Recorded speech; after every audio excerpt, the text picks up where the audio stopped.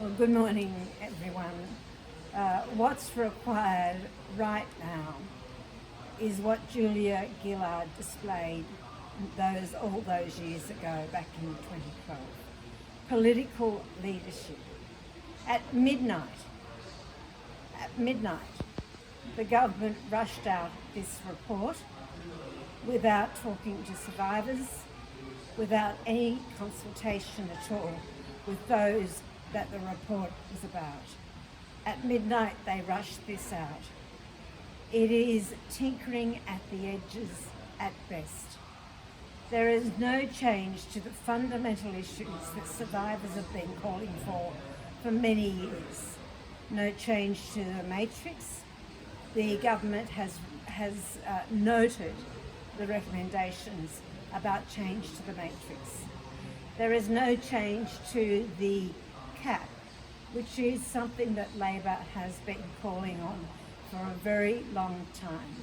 The Royal Commission recommended that the cap be $200,000. It has stubbornly remained $150, with the Commonwealth using the excuse is this is what the states have signed up to. Well, the Commonwealth has to show leadership, and show leadership right now. It is silent on funder of last resort, or confused about funder of last resort. And of course, the other thing is that there is no change to the complex, difficult and re-traumatising application process. There are many survivors that believe that the process is so re-traumatising that they do not participate. So there are a number of other issues, but they are the main issues that Labor wants to highlight today. We welcome the in-principle agreement about an early release scheme. That is something that we've been advocating for many months. An early release scheme so that people who are old, who are sick and who are dying get some compensation before their death.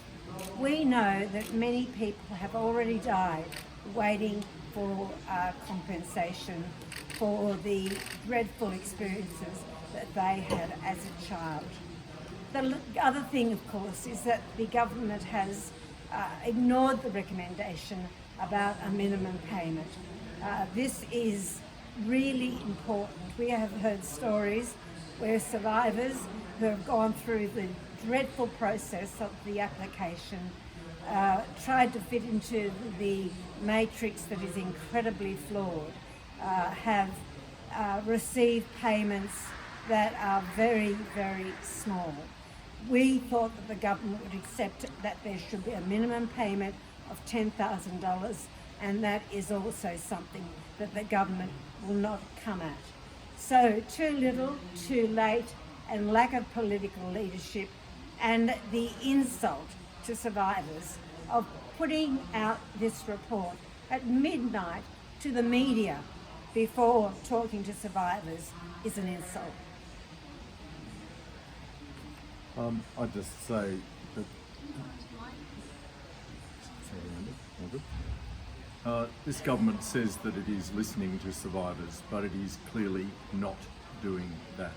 A government that was listening to survivors would be implementing the recommendations of this review. It's been the same story since the very first report on redress by the Royal Commission.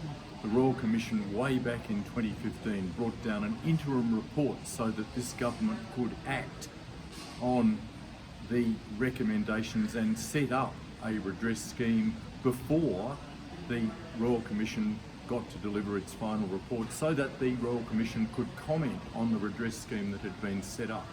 And instead, what does this government do? Not even respond. It's consistent with everything we've seen over the 8 long years of this government. They didn't get on with the job.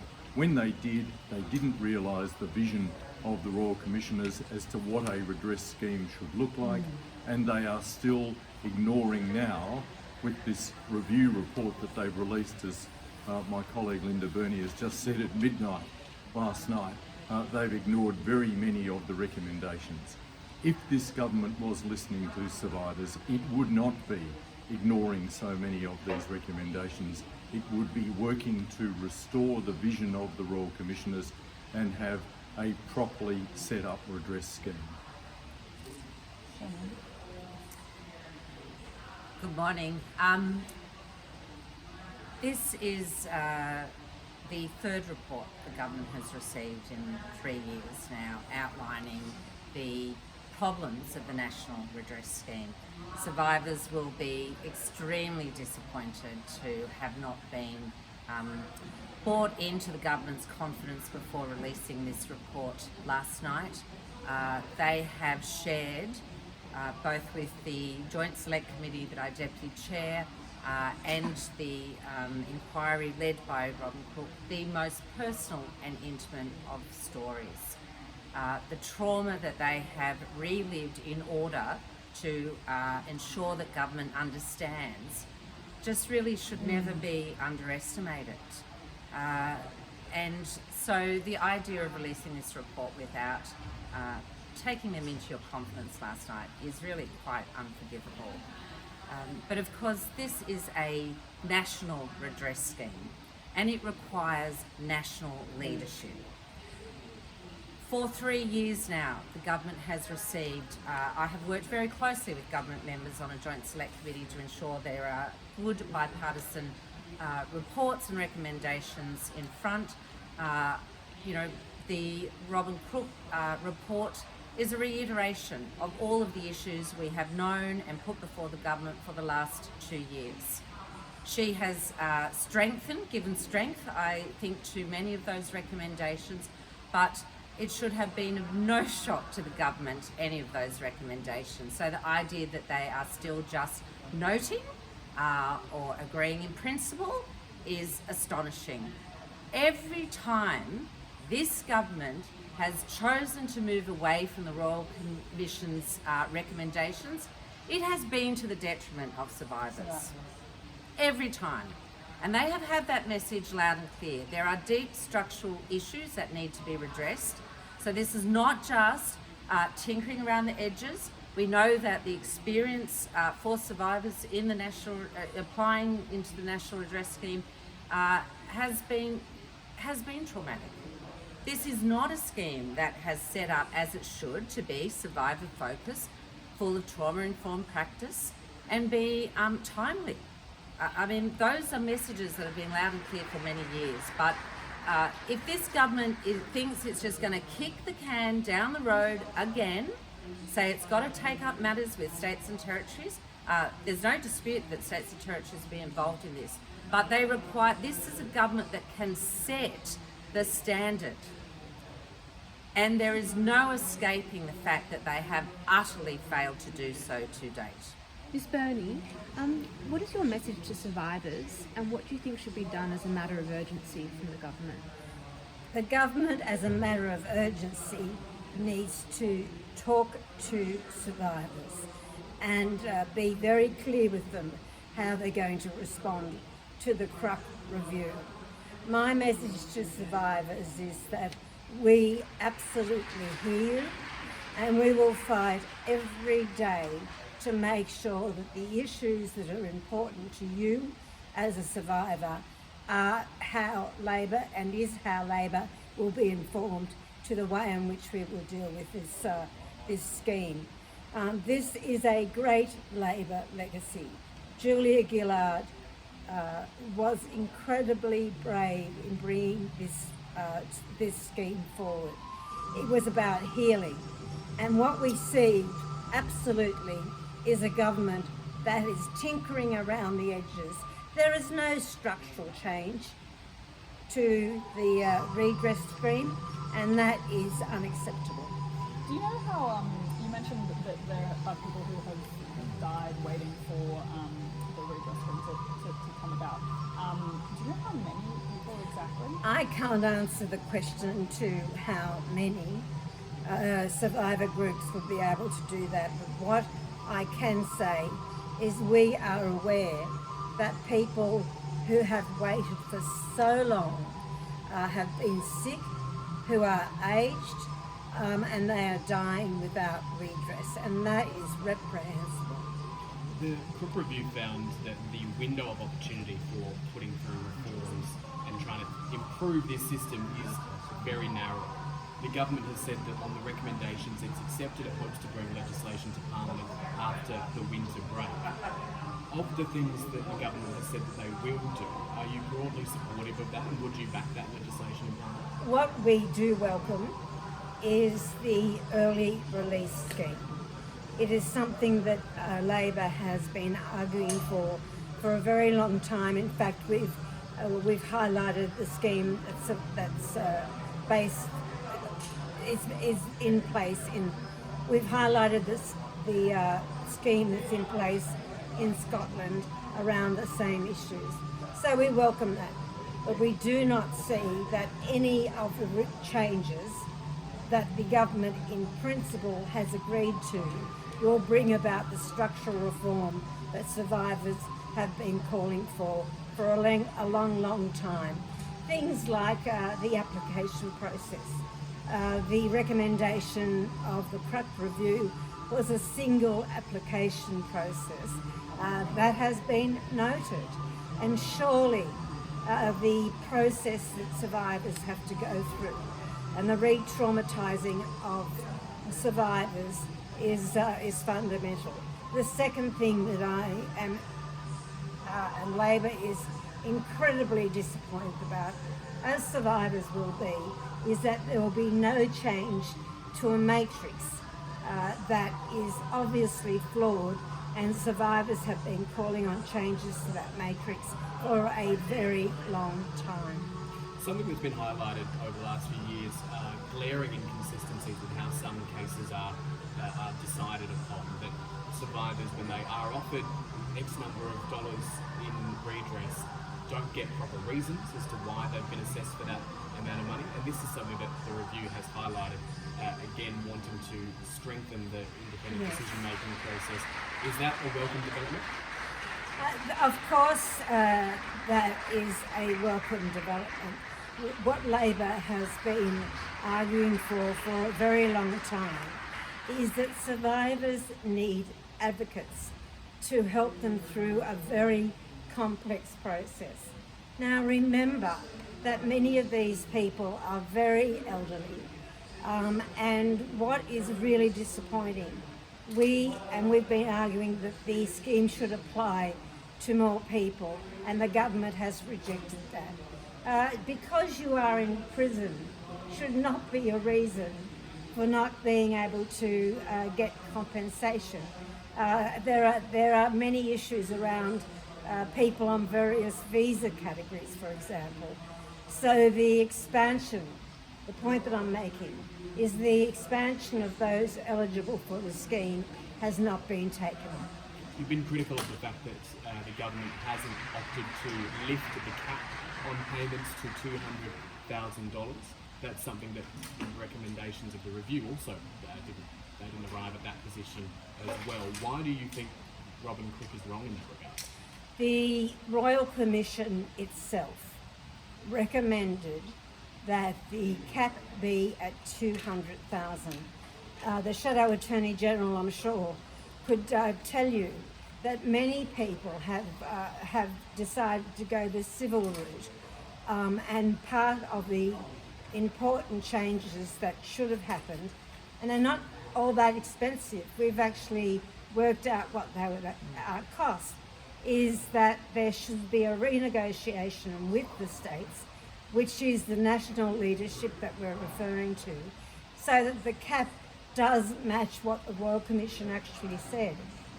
The government will use the excuse, well, this is what the states agreed to, $150,000 and not $200,000. Well, quite frankly, the federal government needs to recognise they have a responsibility, and part of that is implementing what Mr. Dreyfus has spoken about, the amounts that were outlined in the Royal Commission.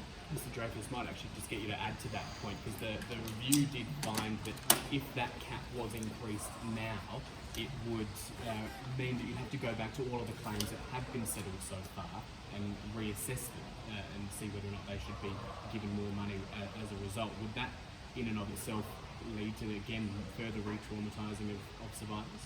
I don't see why that should be so. This was an extremely carefully worked out Yes. cap, and I'd ask anyone who's in doubt about that to read the very detailed part of the Royal Commission's report. I'd say again, they brought out an early report before the conclusion of their Royal Commission so that this scheme could be set up, and the $200,000 was very, very carefully assessed. We see from the civil proceedings that are now being brought, because the redress scheme is inadequate, that hugely greater amounts are being awarded by courts for people that are prepared to go through the immensely more difficult and more traumatic route of going to court. And we call again, as we have from the outset, on the government to reinstate and adopt that cap that was so carefully recommended by the Royal Commission back in 2015. Mr. Redress, do you think that it is a failure of the redress scheme that people do feel the need to go through the civil court system, given that that is not going to be an option for so many of these survivors? It was always intended that people would have that option. It was never intended to rule out the possibility of going to court.